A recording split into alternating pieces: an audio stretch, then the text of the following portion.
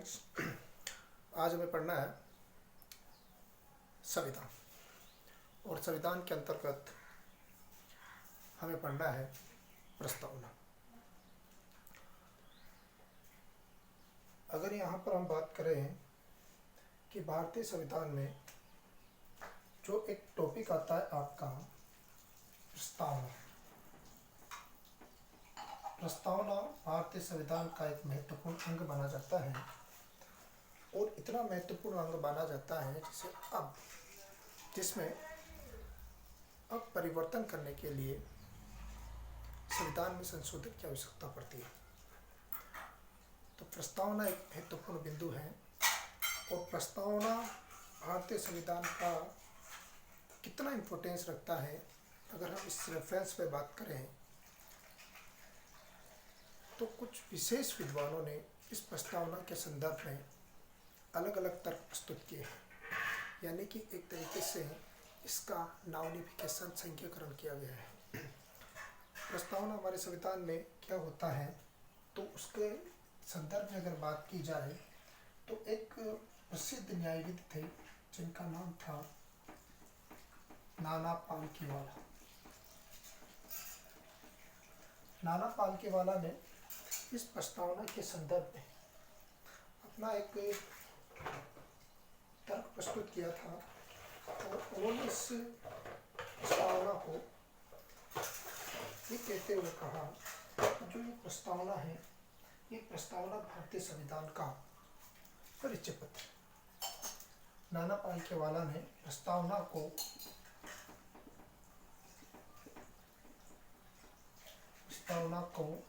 भारतीय संविधान का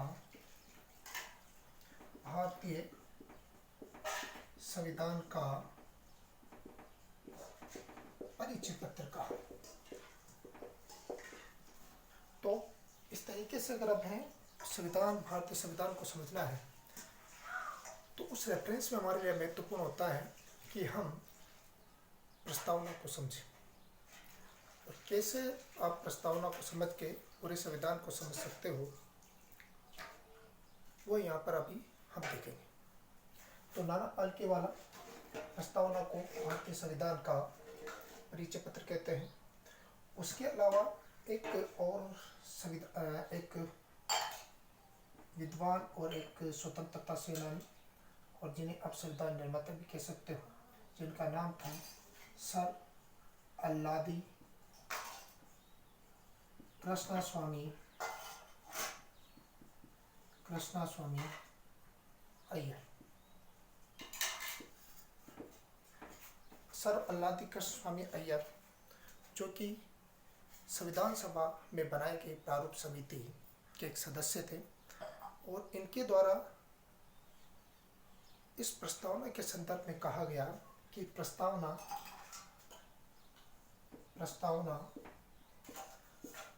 भारतीय संविधान निर्माताओं के दीर्घकालीन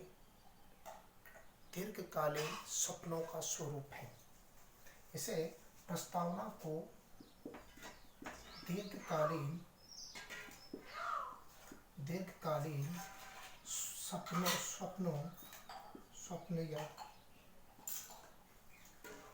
सपनों का स्वरूप माना। यानी कि हमारा जो प्रस्तावना है, ये प्रस्तावना एक ऐसे रूप में है जिसे अगर हम पूरी तरीके से इस प्रस्तावना में उल्लेखित प्रत्येक चीज को देश में लागू कर पाए तो हमारा ये एक छोटे समय द्वारा इसका निर्माण नहीं हो सकता, बल्कि हम एक दीर्घकालीन परिपथ में चलने के बाद इस प्रस्तावना में उल्लेखित चीज़ों का पूरी तरीके से निर्धारण कर सकते हैं। यानी कि हमारे जो दीर्घकालीन स्वप्न हैं वह इस प्रस्तावना के माध्यम से पूरे होते हैं। यही प्रस्तावना हमें उन दीर्घकालीन स्वप्नों के बारे में जानकारी प्रदान करती है। उसके अलावा एक विद्वान और थे जिनका नाम था के.एम. मुंशी।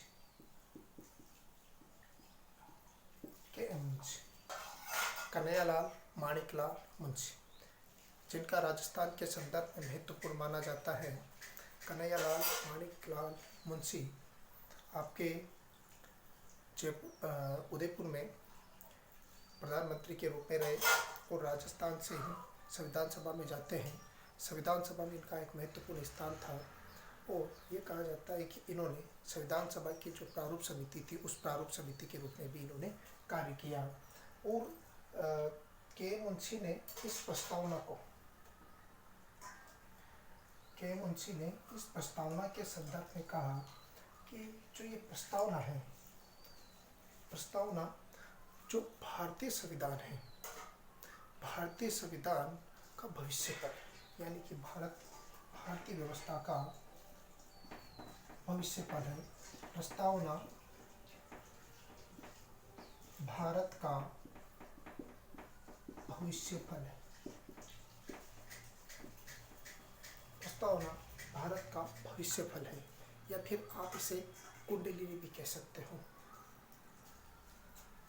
भविष्य फल या कुंडली।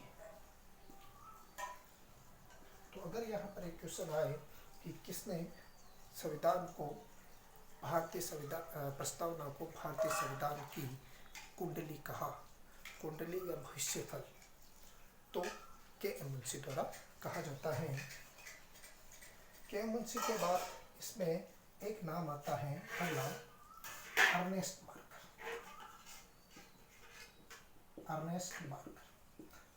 मार्कर एक अमेरिकन राजनीतिज्ञ या फिर पॉलिटिकल साइंस के प्रोफेसर भी थे और एक इतिहासविद भी थे, यानी कि हिस्टोरियन भी थे।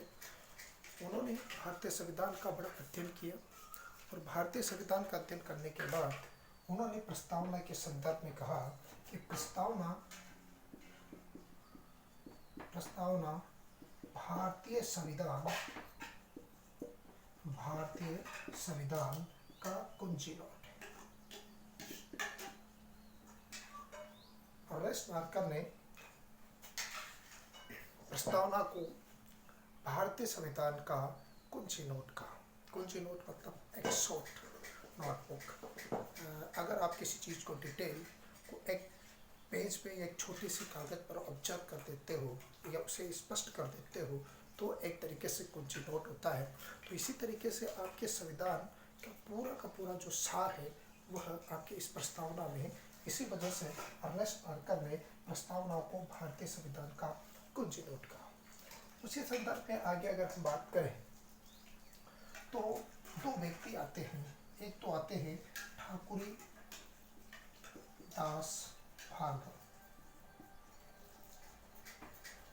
दास भार्गव और एक आते हैं पंडित नेहरू। इन दोनों ने प्रस्तावना के संदर्भ में एक सेम चीज कही थी। इन्होंने प्रस्तावना के संदर्भ में एक समान चीज कही थी और अगर इस समान चीज में बात करें तो वह क्या थी। इन्होंने कहा था कि प्रस्तावना भारतीय संविधान की कुंजी या फिर कहे चाबी। चीजों को समझना है। कुंजी नोट, कुंजी और कुंडली। जनरली उसी किताबों में के मुंशी द्वारा कही गई बात को जनरली सब पर लागू कर दिया जाता है, कुंडली या कुंजी। यहाँ पर अगर कुंडली की बात की जाए तो के.एम. मुंशी आते हैं। यहाँ पर अगर आप कुंजी नोट की बात करें तो अर्नेस्ट मार्कर आते हैं। और अगर कुंजी यानी कि आपको अगर संविधान के अंदर, भारतीय संविधान के अंदर प्रवेश करना है तो आपको पहले प्रस्तावना को समझना पड़ेगा। जब तक आप प्रस्तावना को नहीं समझोगे तब तक आप संविधान में अपारंगत रहोगे। इस वजह से यह उस एक विशाल दुर्ग में प्रवेश कर जो मुख्य द्वार होता है, उस मुख्य द्वार की जो चाबी है, यह विशाल दुर्ग एक तरीके से भारतीय संविधान है। वो जो उस संविधान में प्रवेश करने के लिए, उस दुर्ग में प्रवेश करने के लिए आप जिस चाबी का प्रयोग करोगे, यानी कि इस किलेनुमा भारतीय संविधान में प्रवेश करने के लिए आपको जिस चाबी की जरूरत पड़ेगी वो आपका क्या है, प्रस्तावना है। इस बात को सबसे पहले ठाकुरदास भार्गव द्वारा कहा गया था और बाद में इसी बात को दोहराया गया पंडित जवाहरलाल नेहरू द्वारा। इस वजह से प्रस्तावना को भारतीय संविधान की कुंजिका। यहाँ पर ठाकुरदास भार्गव के संदर्भ में अगर हम बात करें तो ठाकुरदास भार्गव केवल यहाँ तक सीमित नहीं रहे कि वह केवल ये कहते कि भारतीय संविधान की कुंजी है। उन्होंने इस भारतीय संविधान इस प्रस्तावना को न केवल कुंजी कहा बल्कि उनके द्वारा इसे भारतीय संविधान की आत्मा भी कहा जाता है। उन्हीं के द्वारा इसे भारतीय संविधान का आभूषण भी कहा जाता है और तिरछोता इसे भारतीय संविधान का एक सम्मानजनक भाग या सम्मानजनक भाग भी कहा जाता है।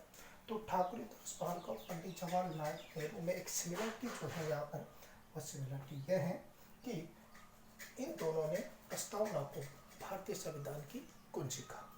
जबकि अगर हम ठाकुरदास भार्गव के और आगे जाएं तो ठाकुरदास भार्गव ने इस प्रस्तावना को भारतीय संविधान का आभूषण कहा। इस प्रस्तावना को इन्हीं ठाकुरदास भार्गव द्वारा भारतीय संविधान की आत्मा कहा जाता है। इन्हीं ठाकुरदास भार्गव के द्वारा इस प्रस्तावना को संविधान का सबसे सम्मानजनक भाग करके संबोधित किया गया। तो इस तरीके से अगर हम बात करें तो ठाकुरदास भार्गव पंडित जवाहरलाल नेहरू के प्रस्तावना के संदर्भ में ये कथन माने जाते हैं। अब उसके अलावा एक विद्वान और थे जिनका आधुनिकता से संबंध रहा और उनका नाम था मोहम्मद हिदायतुल्लाह।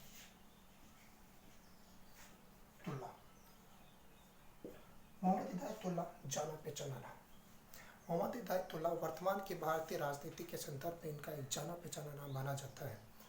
मोहम्मद हिदायतुल्लाह भारत के एकमात्र ऐसे व्यक्ति थे जो न्यायाधीश के दौरान कार्यवाहक राष्ट्रपति बनते हैं 1969 को। मोहम्मद हिदायतुल्लाह एकमात्र भारत के मुख्य न्यायाधीश थे जो आगे जाकर उपराष्ट्रपति बनते।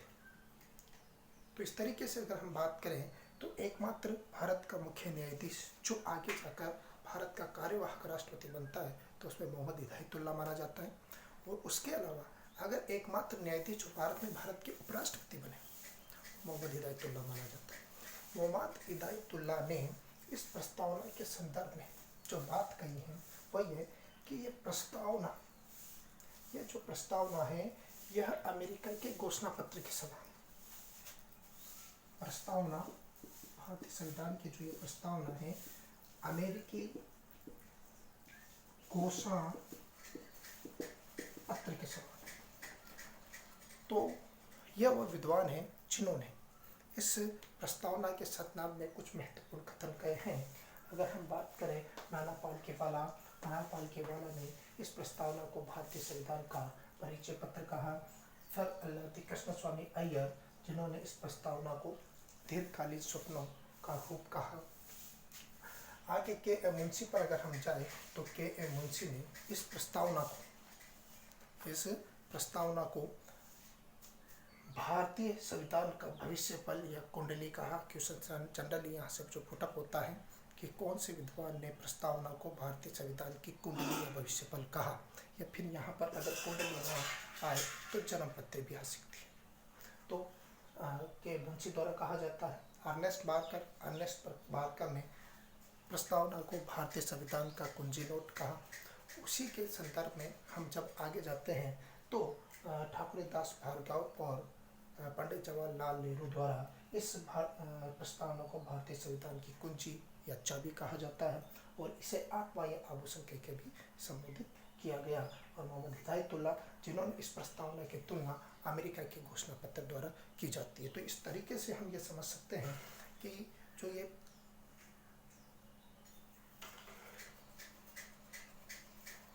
प्रस्तावना है ये प्रस्तावना कितना महत्वपूर्ण रखती है।